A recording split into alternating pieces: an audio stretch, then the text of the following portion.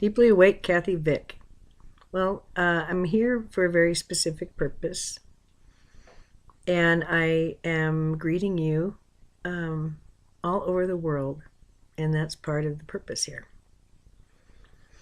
I went through my stats for my website, which I began in 2014 under kathyvick.com, and I always just check to see what's the trend year to year. Am I losing or gaining people, and what's it looking like? I had no idea what 2018 was going to look like, but I figured I had lost some people. And I was wrong. And when I do check my stats, I'm never really checking for numbers. I couldn't tell you how many hits or how many followers. I value each of you. I value you so much that I don't look at the numbers. I go right to the interactive map that shows where the viewers are. And then I scroll down to the very bottom to the places where there's one viewer. And something comes over me as I'm scrolling down. I can't, it's boggling how many countries have somebody there looking in. So it's to you that I'm saying hello to today. Because I know that for quite some time, what you've been witnessing, and I think since the beginning, what you've been witnessing is the shocked, like, wow, this really is happening person in me, having a really interesting three-way conversation with my soul, or higher self, or oversoul, or whatever you want to call it, and with the part of me that is locked within culture, within my story, within the magnetics that I set up with my natal chart, with that consciousness. So it's been an interesting chat, and at times it was sort of a mud wrestling pit. I mean, it was not clear who was going to come up victorious at times. And I've had to come to terms with the part of me that was so deeply asleep and so wounded, acting from a place of pain, and couldn't be convinced that she wasn't alone. And that's sort of what has shifted for me. And I've seen evidence of a lot of people in my reality also having these shifts of just like waking up and realizing, oh, the work's over. Wow, I don't have to push quite as hard. What's going on here? This feels good. I see people kind of not struggling, but working with their anxiety. Like, what do I do with this energy now? There seems to be a bit of relief, some hope that's in the air. And that's one of the reasons I come to, because, I mean, as an American, I watch 1 hour of Rachel Maddow every night during the week, because I get a civics lesson. But I've done my homework, and I have my own take on what's going on sociopolitically. You might have noticed that. But she keeps me current on the state of affairs because, frankly, for me, it's like football. It's my football. And so I don't put people down for liking football. I like politics because I see that it's a zero-sum game that people who like to hit each other play. So, okay, well, somehow this has something to do with our consciousness, with the closing of an age, with our well-being as a people, with our physical health, with our mental health, with our financial health. And it's all wrapped up in these daddy issues. You know what I mean? With, like, somebody who should not be in control, being in control, and and there's just all this chaos, and there's nobody is allowed to say anything. This is the old energetic. And it's not personal. You think I don't have this attribute within me? I do. It's the old way. And it required running your energy through each other. It required forgetting who you were and why you're here. With the males in charge, with their energies unbalanced, heavy in the first and second chakras, light in the seventh and sixth.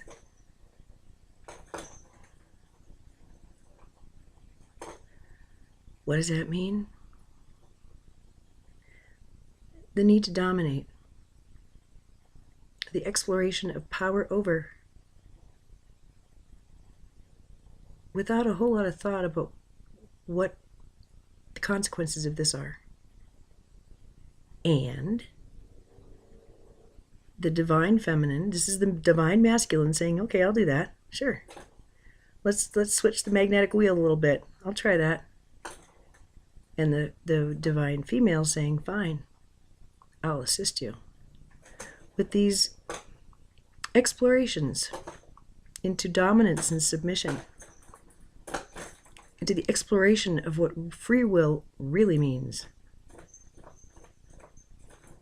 I will hold your hand and walk with you as we struggle to the door of the golden age by shutting down my throat, by not being direct, by not saying what I think. There you go. And so a dependence began. It was required. Notice that neither counterpart had their heart turned down, but males with not as much vision, not as much imagination as females. Just magnetically, just as an experiment. And females holding all the knowledge, but muted. Now, I've had that play out in my life, and it's something that is a theme, you know. And it was brought to my attention long ago by my teachers. This is the magnetic agreement. This is the experiment. It's a consciousness experiment. I didn't really get that it was about power. I should have. But we are seeing it play out. All of us get to, as individuals and as a group. Your Palm Gear device is off. Goodbye. Change our response. Decide whether that's the agreement for us. And, you know, I have a son who is, doesn't really like the gender inequality he sees. The viciousness of females toward males. The, how males are pushed aside. He laments that there are many shelters for women for experiencing domestic violence, having crisis and needing a safe place. There's only one for men. And it's true. These poor boys, they're told not to feel, not to talk about feeling.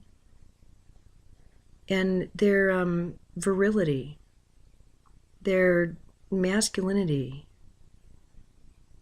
is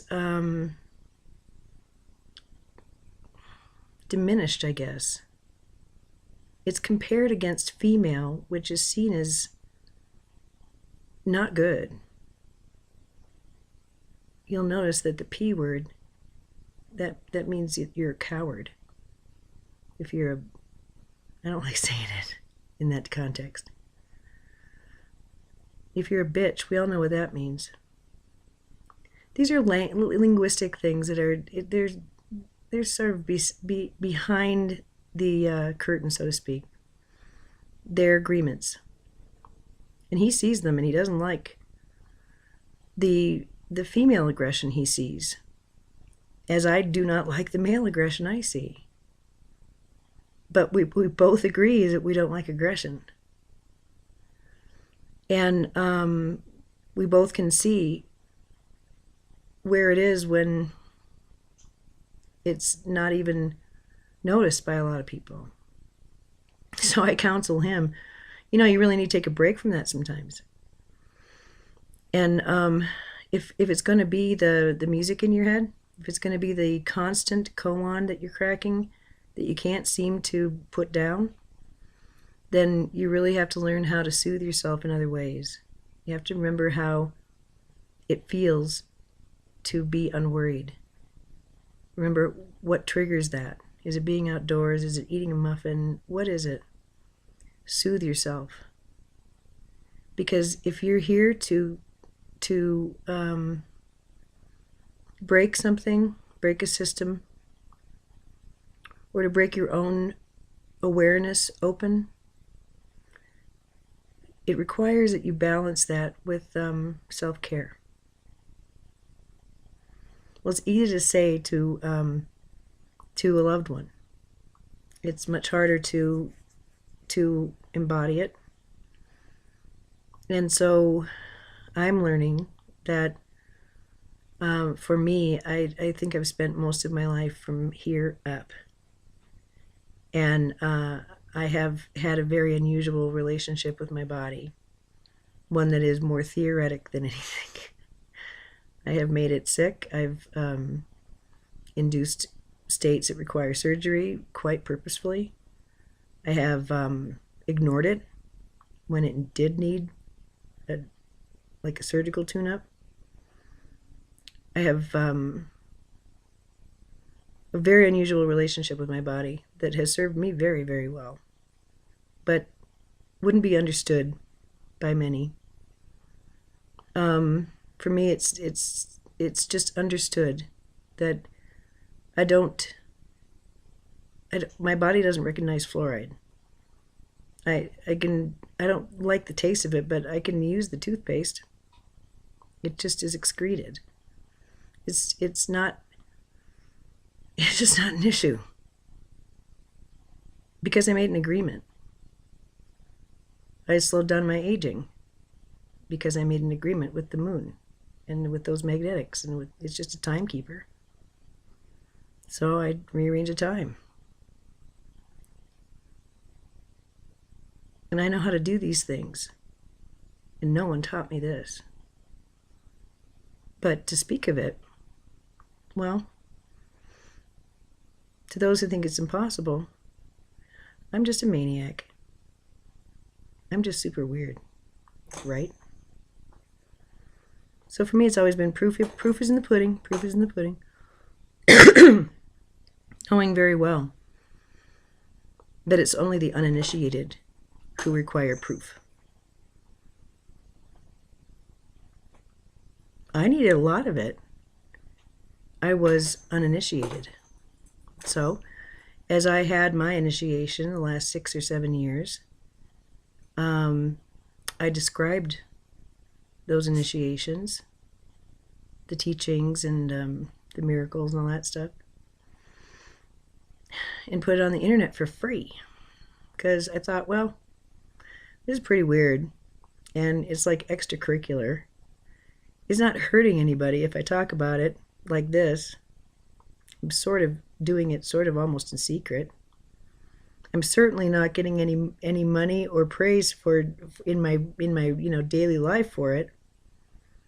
So it's got to be something that's really important, and it was. Explaining this out loud and in writing at first, and still, helped me to crystallize thoughts, but also seemed to assist in the forward motion. Although, to be true, what it has felt like is that I have had some sort of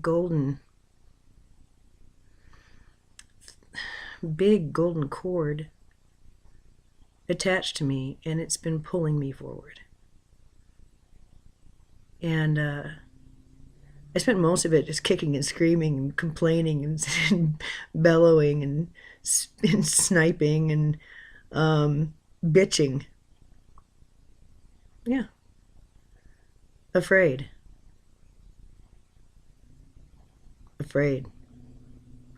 Why wouldn't I be? The things that were most real to me were being proven by new awarenesses to not be very valid, really, and kind of toxic. And in the end, I could see my own toxicity. And so, Cryon said, well, you guys have got to stop being so weird. That would sure help if you wouldn't be so weird. And I remember listening to those channelings and sort of lifting my middle finger saying, yeah, you want to tell me how? I mean, I have to just breathe some of this information. I just have to think about it. It's like I just let a big fart in the room. That's how it was these last few years. At the beginning, I was so out of sync with it, and I couldn't hold the energy quite right, and I was so threatened by the whole thing in a way. What was being threatened was that part of me that needed to be normal, needed to have proof that I was okay, so that others would just start trusting me. I already trusted myself because I trust my God.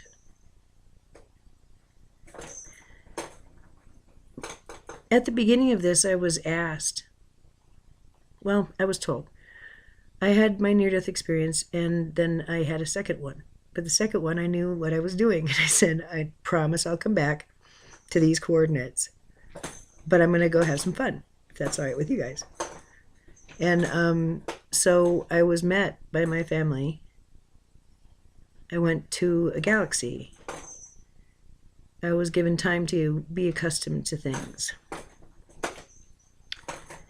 And then I was I want to talk about this. I was in a circle of beings who were all white light, But they were human, but their faces kept flashing. I mean, fast, really super fast. And I said, I want to see Saint Germain. I didn't ask for Jesus. I wanted to see Saint Michael, Archangel Michael. Saint Germain is a pal. And they said, you don't know us like that. I understood that the faces I was seeing flashing for each individual, that was one of their lifetimes. Just one. There were millions. And they said, you know us by energetic signature. And that is what the eye of the needle is about, that you're going through. Or that you've gone through. The idea is you must find your own energetic signature.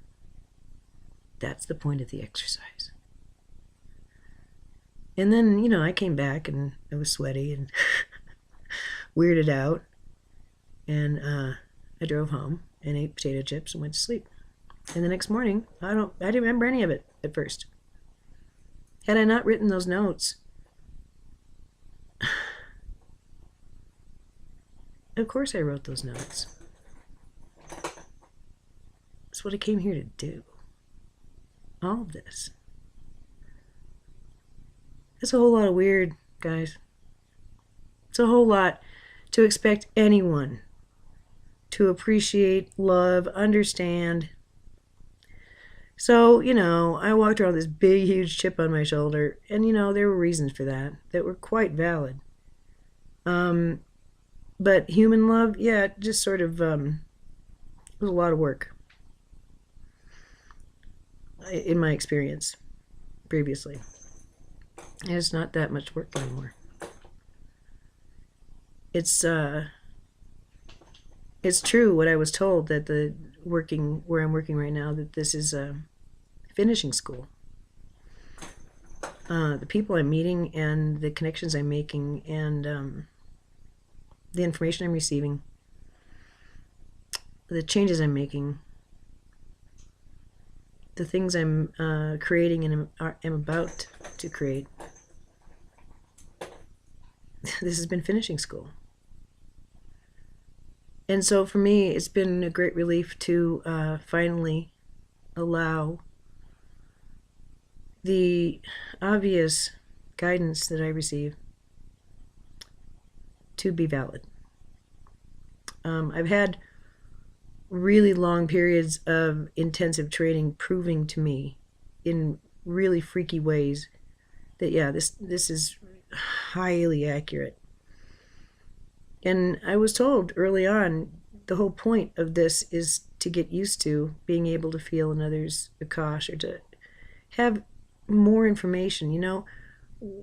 There's nothing worse than telling someone, bearing your soul to someone and getting a weird response, right? It's sort of why we avoid being intimate, right? Because people can be really insensitive, and that hurts when you're wide open. And so part of the training was to get softened up, to really confront the ways in which I have done things that were harmful, and to really understand what this harm thing is all about. Because I've been shown a number of just logical fallacies, or flaws in my logic, or constructs that are just really flimsy, but have been up for a super long time because they made sense. They made sense of things. To get love, you have to give love. That was a big one. So then you don't get love, but you've been giving love, and what this is now, there's something wrong with this equation. So I puzzled that one out. That was great. That was a morning gift. There have been so many of these that they come just full force, and then it's like, oh, I see how I really, yeah, I was thinking like a preschooler there. Yeah, okay, I can fix that. So I think the proof that we need is the proof that our life actually provides us as we venture out and do things out of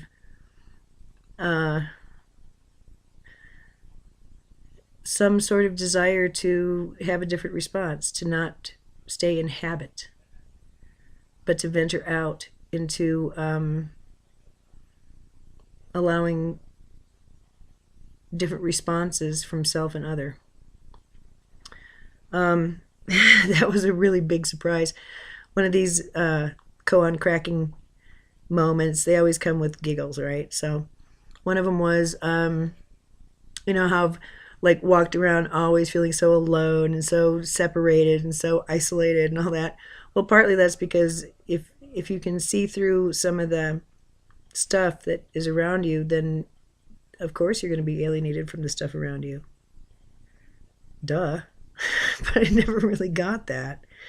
So oftentimes it just takes someone else saying it in a way that isn't challenging and isn't demeaning. It's like, oh yeah, you're right about that. So it's been really fun to have these aha moments, but there's gentle. And I guess I want to say that it is so true, and it's been a maxim of mine. It's been something that I've actually had to remind myself of. When I'm feeling crappy, I'll just like keep thinking about it. Even if I can't even believe it or feel it, I still will think about it. that it's just the law of the land. It's just the way it is energetically. That if maybe your mindset or the possibilities you believe are possible for you in your life, or the nature of mankind, or the mind of God, any of these things, that oh, I lost my train of thought. Dang it. It'll come back to me. It does point out the fractal nature of reality. Life is so beautiful. Oh, well. Train jumped track. Dang it. I don't want to do another video. So I'm going to ask that you just allow me to continue to speak. And what needed to come through, I was presenting perhaps in a way that was not entirely pleasant or helpful, although the information continues to swirl around in my mind. So let me find a way of rephrasing it, rephrasing all of this perhaps, and winding down. Because there's a lot of like really super esoteric information. But someone asked me recently, so I don't know, some innocent question like, so what's it like when you channel? And I gave her like a half an hour explanation of everything. And then afterwards she said, I didn't ask for any of that. And I acted like such a little tweaker. It's like, I was such an asshole. And then I realized, wait a minute here. Hold the phone. I had just given her the farm. And I was super pissed that she hadn't like gotten up and done a little cheer for me. But I really had way overshared. I hadn't answered her question in a direct way. And although I've heard that can be seen as an assault and as an inappropriate use of spiritual power or whatever, and that, you know, just socially it's gauche. It's immature. But it seemed impossible for me to do anything else. And so thank you very much, my friend, for giving me that, because it showed me that it was sort of like a capstone of some teachings about socialization, how to hold this, and not judge another. So when I get all of their information in one, you know, blink of an eye, well, I'm not responsible for their story. That's their story. And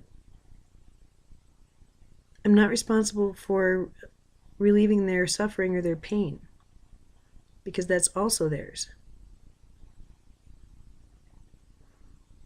What to do? And finishing school kind of has taught me that it's safe now to connect in a different way, to meet people as I see them, and to decloak in that way. That I'm pretty much stunned by pretty much everyone I meet. I'm not a pushover anymore. And that's quite a combo. I have had trouble knowing how to modulate that. Being that able to be open and being that vulnerable to people's energies and their realities, which I don't mind. I like that. It gives everything depth and life, and it's just a layer, you know. But how do you keep peace with that? And as a nurse and as a healer, I of course want to take everybody's owies away, because then they won't be hurting. they won't be hurting others either. And the thing is that for a long time, being in that area of litigating behavior or identifying behaviors and identifying patterns in myself, and really looking at the at one of those koans of, I thought all this time that I was alone, right? No. My natal chart is all about relationship. That's what my life has been about. I've never been alone. I have always been in grand company and in grand conversation with everyone. I've never been alone. That was a lie, I was told, by people who believed it to be true. I saw how when we come in, we have this way that we're positioned in our personality. You know, she's a quiet baby, she's colicky, whatever. And we have a trajectory. We have a purpose. We have a signature. And before we dive into the flesh, we take a little selfie that is referred to as a natal chart around here. And then we forget. We come in and we forget. But if we choose to remember, we can at least have the signpost of, oh, this is what would be pleasing. These are things that might be a little challenging. This is what I came here to learn. Or words to that effect. And so that was what my life was all about. And it was about relationship. And I've always been in relationship. I haven't been a hermit. But weirdly, this old natal chart of mine, there's not one planet that doesn't have another planet sitting right next to it holding its hand. It's just all these twins walking around. And it's all retrograde, and it's a beautiful thing. And I have since moved on. It was a magnetic agreement that I let be etched upon me by the mind of God through magnetics. And flesh bloomed. Mother Earth took over. And so I think that this is about moving from a kind of energetic agreement to one where we stand up, each of us. There are no further requirements. There is consent or no consent. There's no rejection, there's no abandonment, there's choice. There's sovereignty. There's respect. And this, I believe, really is achieved internally. And this is a virus. And it's far more catchy than the one that has its grip on humanity. I just think that last magnetic agreement is like a thought virus. Now, I'm visiting the daddy issues thing. When you look at what we did in our consciousness, the kind of person that we put into this situation, we obviously had some things we needed to decide in 2020, whatever, 16. We had a very, very important person step down from a position that we have somehow made into a bit of a throne. The president used to not be the star of America. That was more like Nixon kind of, well, JFK kind of. But there's a cult aspect to it, hero worship, displacement kind of thing, that he's a symbol as well as a human being. And then we had our pick of 3 different symbols. The wise man, the wise old man, who's perhaps a bit alienated from society, a bit shamanistic maybe, a bit other, but full of sound ideas and a plan that would work and would cut all the suffering. And a woman who really, she would have done marvelous things. She would have. I don't know if there was a commitment to radical change. I think it was a commitment to steady as she goes. I think we all recognize that wasn't going to work so well anymore. We had a revolutionary president. Why would we want to go back to the way it was? And then we picked somebody who was so traumatized and so willing to traumatize and just so... I've been saying it for a while. The only thing, once you can put these glasses on, I'm going to give you in just a sec, everything makes sense. The last 2 years, 3 years make sense. But you got to put the glasses on first. Okay, here they are. Ready? Here they go. Okay, put them on you. There we go. Okay, right down. If you consider just for a minute, it's just a thought. There's no thought police yet. It's just a thought. If you think, I want to imagine just for a minute that Donald Trump actually is a Russian agent. He's actually not a fool. He's working with Putin. He wants to impress Putin. He needs Putin. Whoa. Then everything sort of makes sense. Well, why wouldn't he go out to just pick the worst people and destroy all the institutions and just take a dump on America?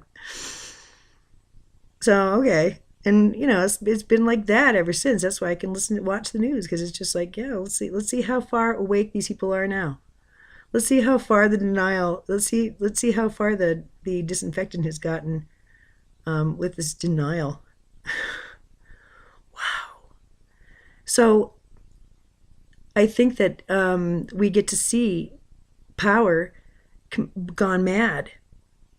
And that's sort of the idea behind this whole magnetic setup. It was to explore power, not love. Power.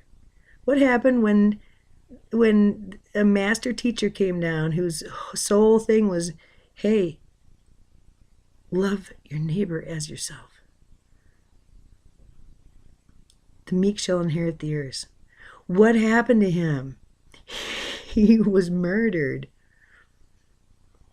by people who would rather not hear that kind of thing, and they were the ones in charge. So, yeah, it's been kind of rough. It's been about power. Look at the Bible God. What an immature, tantrumy creep. It's been about power. And that's fine. It's been very interesting. It's been fun. You think I don't like those kind of games? You'd be wrong. Look at some of the songs I post. And that's not the half of what I enjoy and understand and don't get flustered about. I don't get flustered by much. Because that would indicate that I'm threatened by something, that something's foreign and I'm afraid of it. But for me, things that are new and different, I can handle it. I know who I am.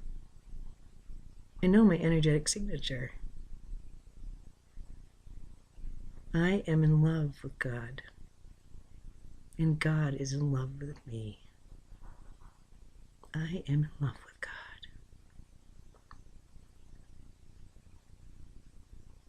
That's it. Pretty simple. Try and live that. In a culture that fears and distrusts and belittles God. But now I know that, I just feel better. Just overall, just 100% better. And I wanted to give away some of that feeling because I know that all over the world there are people who are beginning to feel clarity. They've noticed that their magnetic north keeps shifting, so they haven't gotten too flustered by anything, but there's something new in the air. So to close, I'll tell you what I think it is. This is an eclipse time, and I believe that these, there are a lot of cycles closing. A lot. Old ones. And 19 is a huge year energetically. We're ramping up to something really big. And there are things going on that, I can't even discuss with New Age people. There's only been one person who has spontaneously told me some of the stuff that I know. And I've done my research. I don't just pull this stuff out of my butt. But there's some very, everything's so good. Everything is so good.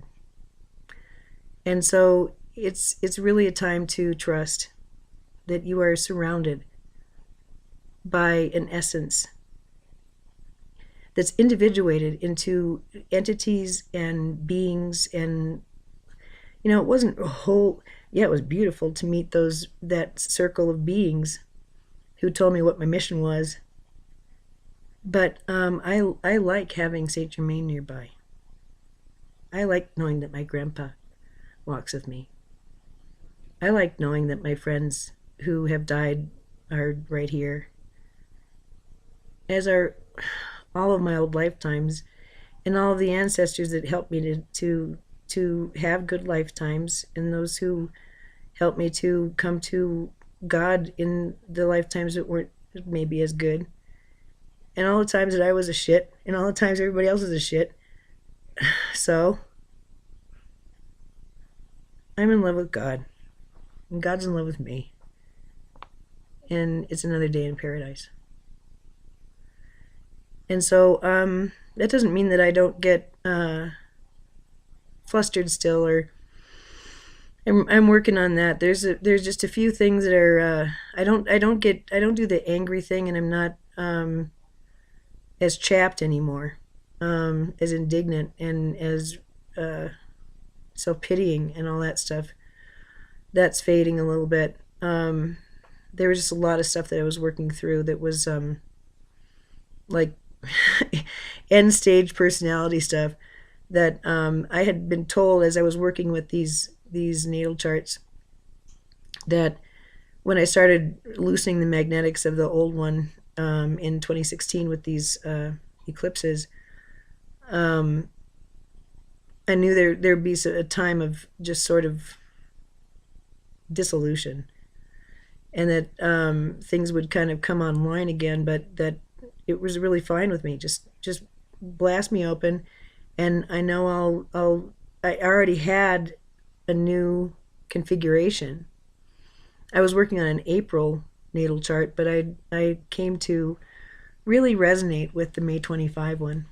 The reason I'm mentioning that too is if you're watching and you've had a big huge light event, or you've had some sort of moment when you look back on it and go, holy crow, I've just never been the same since then. It really would be okay to kind of check it out and play with it, and I'm not gung-ho. It just it keeps like that golden cord. It's just sort of one of these things that, yeah, well, that makes sense. Something else comes along. The magnetics of one agreement are broken through a ceremony or through declaration, through healing, whatever. And then there is a period of the new is already in place. The old wouldn't be destroyed just because. The new is already in place, but the new can't manifest without the old losing its charge. And so as the magnetic charge an event or of a natal chart or whatever, a decision is broken, then a new one can become realized. And the intersection for me of an old lifetime and the new one, those two life streams, was on May 25, when I had a really big light event, and it started with me realizing this whole lifetime. No wonder whenever I had a relationship, they were already in love with somebody else. They were already taken, they were already involved, they were already never going to be mine. It's because I had already been involved. I was already taken. Now that I know that, I guess I'll have a threesome and actually have a relationship. Now I gotta find a foursome, somebody who's also in love with God. It's also something that's just, part of the weave, part of the reality. It's not optional, and it's not something I do on Sundays. It's something I breathe. And to live that more. The only thing is that there'll be people who judge it, say I'm a hypocrite or say I'm a bitch or whatever. At this point, I'll own it. If I think I'm being bitchy, I'll own it. But I'm now I have my throat open, and I've been blessed with people in my life who are witness to me really having some issues with getting the words out and doing so sloppily and painfully and inexpertly, unskillfully. I was very unskilled in explaining and in articulating face to face in the moment. It's very hard for me to do, but it's gotten so that my reaction time is actually, I have a lot of, I can take a mosey, it seems, in my response time. So I'm more mindful about my responses now. And before, I did not have any time between thought and response. It just was, there was none there. I couldn't get a handle on that. And that, I think, has more to do with energetic positioning and just getting comfortable with the energetics. It's a lot to get comfortable with. So this is completely shop talk. This is a really, I'll end by telling you that one of the things that has really led to peace is to just finally admit that I'm advanced. I know that's got to be like crazy weird to hear, that I would not be able to admit that to myself. But that was like a really huge blinder. I was not advanced. I was actually kind of retarded in many, many ways. Well, I am kind of retarded in many, many ways. I mean, socially and with the spectrum stuff I have, and just with the, some of the maladaptive behavior that came from maladaptive responses to difficulty. So it's habit. It's funny to think that a spectrum thing could be a habit, but I think it really is. It's a positioning of the neurobiology. And I really feel like that's, my brain is I have been tending to myself on a neurobiologic level, but not a nutritional one. So I'm going to start incorporating some things, kind of moving the energy from here down here, getting more conscious with breathing, and doing some healing. I have some physical healing to do, but easily done with nutrition, if mindful, and ceremony. So, it's all coming online. And so I'm not worried. I am motivated. I have some things I got to get done. And there's so much more happening in the physical now. Movement forward, and sort of conclusions to drawn out issues and circumstances. So, is that beginnings and endings? Is that change? No, that's just evolution. That's just having everything amp up and get faster. Time is really, really warpy now. And I'm having time dilations with people now. Never had that before. Losing time, gaining time, just very, very fluid. So all those things are like just what I deal with. And so if you're like that, hey, you got a pal. And we can be pen pals if you're in Burma. You can, anybody who wants to can write if you're moved.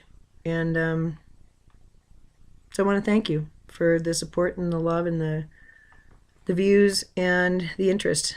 And if my videos and writing don't interest you, that's cool. I completely get it. It's a little bit specialized. But if you like the other stuff, that's like my fuel. The music, the Terence McKenna stuff, the whatever great thinker I'm learning from, I'm letting guide me. And that's very varied. It's fun. So I hope you're enjoying your life. I hope that you're keeping your life the way you like it, however that is. I'm not here to tell you how to do it. Just tell you how I did it. That's all. So I guess that's it. Namaste.